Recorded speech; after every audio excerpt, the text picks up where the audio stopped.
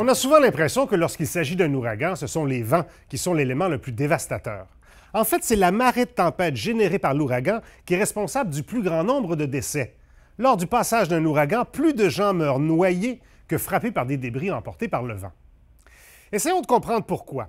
Imaginez, il y a une tempête qui est au large. Du fait qu'il y a une tempête, nécessairement, il y a des vagues qui sont beaucoup plus hautes. Mais les vents qui soufflent du large vers les côtes empilent ces grosses vagues une par-dessus l'autre, ce qui fait que le niveau de la mer va monter.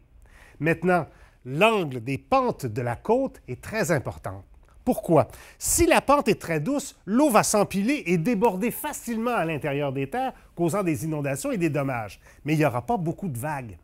Si cependant les pentes des côtes sont très abruptes, les vagues vont venir se fracasser contre les côtes et faire de plus en plus de vagues, sauf que ça va être beaucoup plus difficile de faire une inondation. Ce faisant, on va assister à un gros problème d'érosion. Une tempête, mais deux phénomènes complètement différents.